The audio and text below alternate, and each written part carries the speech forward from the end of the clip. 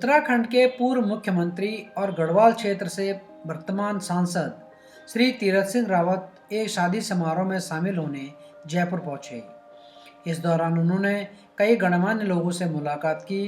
Jaipur plus news ने उनसे जाना कि आगामी चुनाव में उत्तराखंड में बीजेपी की स्थिति क्या रहेगी और उत्तराखंड से हो रहे पलायन और बढ़ते सांप्रदायिकता पर सरकार क्या कर रही है।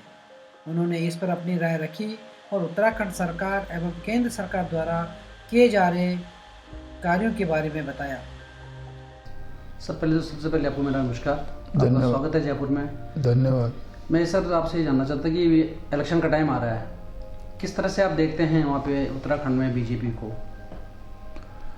देखिए, उत्तराखंड में बीजेपी 2/3 बहुमत लेकर के आएगी और फिर सरकार बनाएगी।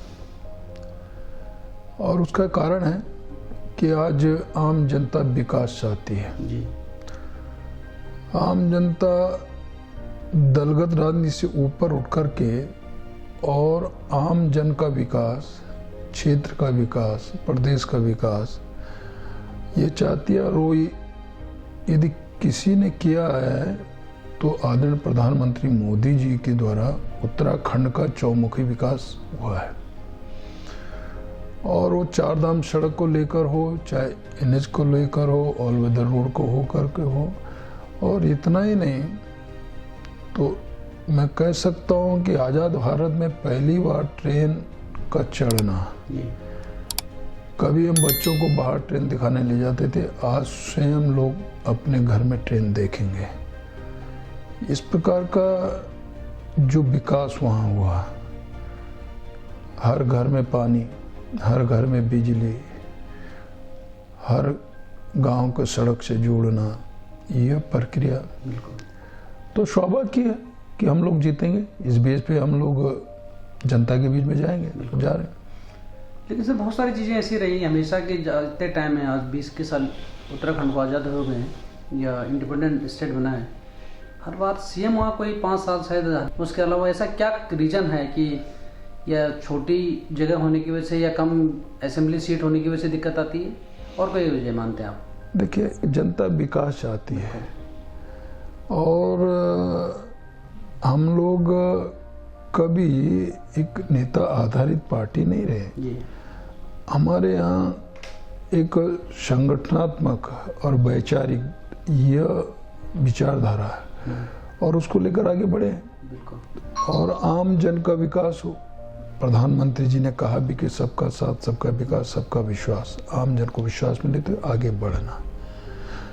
तो मैंने कहा ना कि विकास सर्वोपरि है, तो विकास सर्वोपरि, तो बाकी चीजें गौण हैं।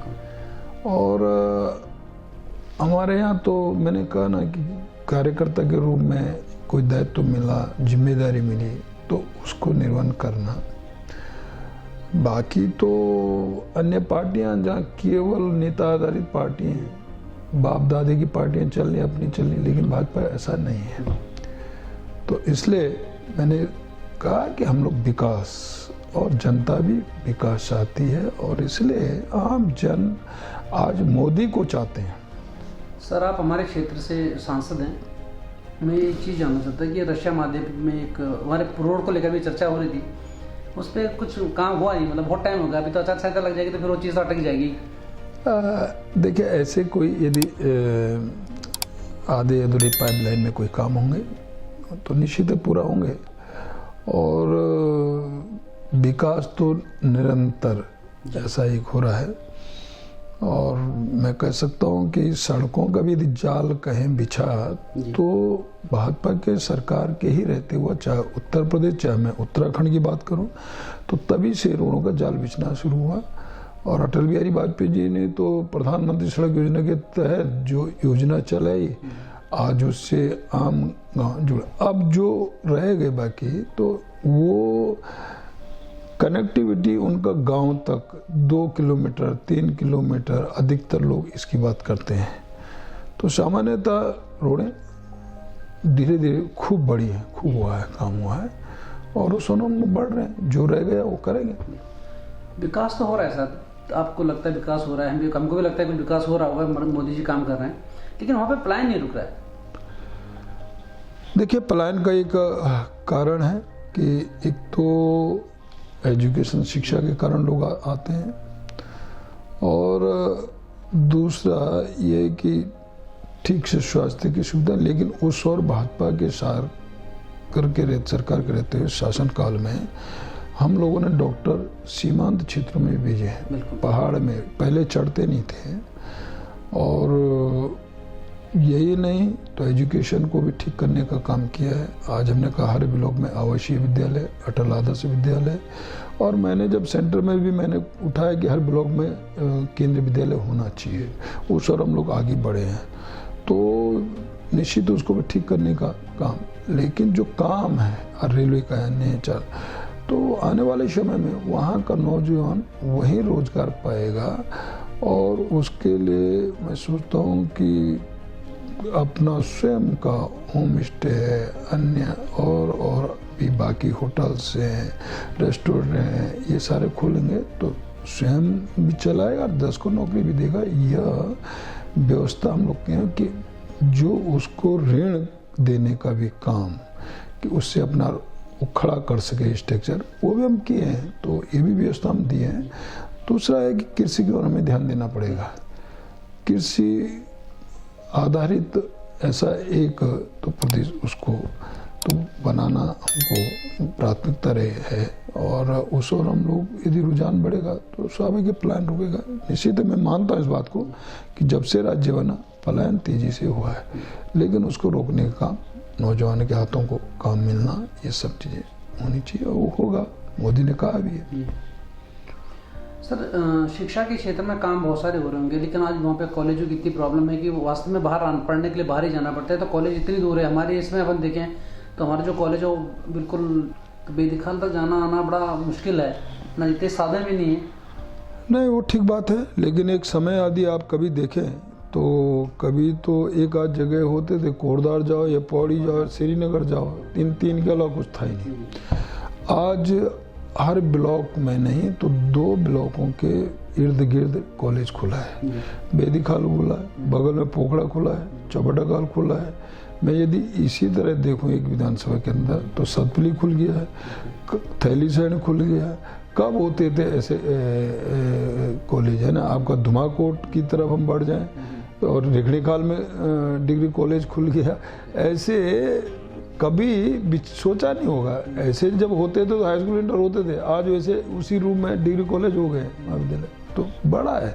लेकिन हाँ, उसकी जो मैंने कहा ना कि ठीक से पढ़ाई उसमें अच्छा वो होना बाकी है। उसकी सांप्रदायिकता की ओर नहीं आपको लगता सर कि वहाँ पे पहले तो अपने जो लोग थे वहाँ रहते थे, खेती कर रहे थे, अपना जीवन चला थे।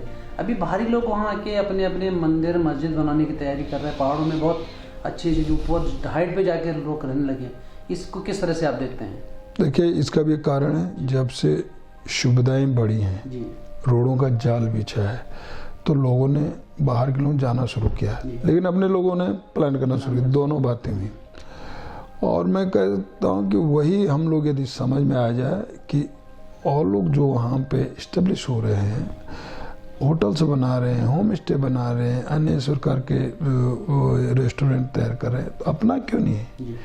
और आम मैं कहूँ तो नौकरी, ये हमारी एक मानसिकता, कारोबार नहीं तो मानसिकता जो बनी है, उसके लिए हमको आना पड़ता है। और स्वाभाविक भी है, ये पहले भी था, एक प्रक्रिया थी। लेकिन पहले क्या था कि हम नौकरी पूरा किया, पेंशन गए तो वहाँ जाते थे, फिर नई पीढ़ी आती थी, फिर वो जाती थी, तो एक गांव बस से रहते थे। यानी अब क्या है, जो आया तो गया नहीं, ये भी एक कारण है। तो उस और हमको सोचना पड़ेगा कि आखिर अपना जो मूल स्थान है, जगह है, और उस और हमको निश्चित है कि उसके प्रति हमारा लगाव, प्यार, और ये करना पड़ेगा। सर, अभी कृषि कानून सरकार ने वापस लिए हैं, इसको आप किस तरह से देखते हैं कि इसका कितना प्रभाव पड़ेगा इलेक्शन में? देखिए, जहाँ तक मैं यदि इलेक्शन से भी हट करके बात करूँ तो पहली बात तो ये है कि किसानों के लिए आज़ाद भारत में इतिहास में पहली बार इतना हुआ कि कभी किसी ने किया नहीं जितना मोदी जी ने किया, प्रधानमंत्री जी ने। हर किसान को साल में 6,000 रुपये देना प्रधानमंत्री किसान योजना के तहत, और आपका हर व्यवस्था, हर सुविधाएं उनको दिया है, ऋण में माफ़ किया है, आपका हर चीज़ किया है। दूसरा, कृषि कानून जो है मंडियों से मुक्त कराने का काम किया था। जो एक काश्तकार था वो मंडी में जाता था, आड़त में जाता था, उसके बाद फिर अपना अनाज बेचता था, उसको स्वतंत्र किया था कि वो फ्री हैंड है, अपना जो भी उसका उपजाऊ और जो अन्न है वो उसको बेच सकता है किसी की इस तरह का, तो पूरा दाम उसको वहीं पे मिलेगा, ये व्यवस्था थी। लेकिन ठीक है किसान, लेकिन उसको देखते हुए आज प्रधानमंत्री मोदी जी ने उस बिल को वापस लेने का किया, तो उसका स्वागत करना चाहिए लोगों को। और मैं सोचता हूँ कि इसको राजनीति से हट करके यदि देखें तो राजनीति आना नहीं चाहिए इसमें। इस तरह से सर नई नई चीज़ें आएंगे, जितने भी कानून सरकार ने पास करे, जैसे सीए का मुद्दा उठेगा, ये उठेगा, तो ये तो सरकार के लिए वापस लेना एक, कई जो किसान उसके फेवर में थे किसान मिलके, उनको भी तो नुकसान पहुँचा हुआ है इस चीज़ का। देखिए, मैं कहता हूँ इसे विचार करना, वापस लेना, और ये बात है कि उनका जो किसानों की बात थी माना, लेकिन जहाँ तक सीए की बात है 370-35 से कभी सोचा था कि ये भी खत्म हो सकता है क्या?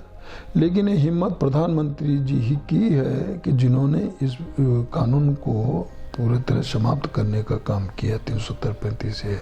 राम जन्म वर्षों से हम लोग जिस तरह सुप्रीम कोर्ट ने डिसीजन दिया, तो पर मोदी जी ने उसको आगे बढ़ाने का काम किया, योगी जी आज उसको बना, यह कभी हो नहीं सकता था। तो इतने बड़े बड़े काम किए हैं, तो मैं सोचता हूँ कि ये जनता ने इसको स्वीकार्यता भी दी है, और स्वयं जम्मू कश्मीर की जनता ने भी स्वीकार्यता दी है, तो ये किया है। अभी सर वहाँ पे अपने अरविंद केजरीवाल जी गए थे, दिल्ली के सीएम हैं, उन्होंने बहुत सारे ऐसे वादे किए हैं कि जो सरकार वहाँ पे है वो इस तरह के वादे नहीं कर पा रही है। क्या लगता है आपको कि इस तरह के वादे करके जनता उनकी तरफ मूव कर सकती है? पहली बात तो उनके ध्यान में है कि जो सरकार है वो वादे नहीं करती, वो काम करती है। वादा करता है जिसको जो आना है, और जो ये कहता है कि ठीक है मैं इस लुभाने के कारण जनता को अपने उसमें लाऊं। जो दिल्ली की सरकार चला रहे हैं, आज सब लोग कह रहे हैं कि देखिए दिल्ली के हाल बेहाल है। मैं जब स्वयं जाता हूं तो दिल्ली एमसी वो छोड़ दीजिए जो वीआईपी एरिया है जो पहले, लेकिन बाकी जब जगह जाएंगे आप तो सड़कों में गड्ढों में सड़क है, पता ही नहीं है। ये हालत है बाहरी दिल्ली जब आप जाएंगे। वो मॉडल देते हैं, किस मॉडल की बात करते हैं? हमारे यहाँ वो क्लिनिक, मोहल्ला क्लिनिक, हमारे यहाँ हर नया पंचायत मैंने क्लिनिक खोले थे जब मैं था, तो मैंने दवाइयाँ वहाँ तक पहुँचाने का हम लोगों ने काम किया। हमने पूरा नया पंचायत तक ये सारा चीज़ें दी हैं हर दिन। जिस कोविड के समय लोगों ने इतना झेला है, उस कोविड के समय केजरीवाल ने हाथ खड़े कर दिए थे बाहर वालों के लिए हॉस्पिटलों में जगह नहीं है। यही कहने के बाद गृह मंत्री भारत सरकार अमित शाह जी सड़कों पे उतरते हैं, मोहल्लों में जाते हैं, ढाढ़स बनाते हैं, और उसके बाद फिर पुनः लोगों को राहत देने का काम होता है। तो जो ये कह रहे हों तो पहले तो अपना दिल्ली देखे ना, संभाले। और हमने उस कोविड के समय में तो सीएम था, मैंने आपका एनसीआर बाहर के अलग बगल आसपास के भी राज्यों को वहाँ स्वास्थ्य सुविधाएं दी हैं, ये हमने किया है। बिल्कुल, लेकिन प्रलोभन ऐसा है तो पब्लिक थोड़ी समझती है कि सरकार वादा कर रही है, एक बार के लिए प्रलोभन तो मिल ही जाता है। दिल्ली में भी देखिए, ये उत्तराखंड की जनता है, ये दिल्ली नहीं है। उत्तराखंड की जनता बहुत समझती है, और वो नेशनलिटी से जुड़ी है, वो राष्ट्रवादी है, और उसके साथ पहले राष्ट्र है, वो सब जानती है। और विकास ये बाकी उसमें नहीं आती, वहाँ का जनमानस जागरूक है, तो इतने ऐसे उसमें नहीं आने वाला है। क्या संदेश आप देंगे सर उत्तराखंड की जनता के लिए कि अभी इलेक्शन है और वो किस तरह से बीजेपी को सपोर्ट करे? मैं आपके चैनल है जयपुर प्लस चैनल, तो आपके माध्यम से मैं यही कहूँगा कि देश हित में, राष्ट्र हित में और आम जन के हित में, प्रदेश के हित में जो पार्टी इस पे खरा उतरती है उसको वोट करना चाहिए। और उसके लिए एक ही पार्टी है, भारतीय जनता पार्टी, जिसने कि विकास को आगे बढ़ाया है। सबका साथ, सबका विकास, सबका विश्वास। Thank you. नमस्कार।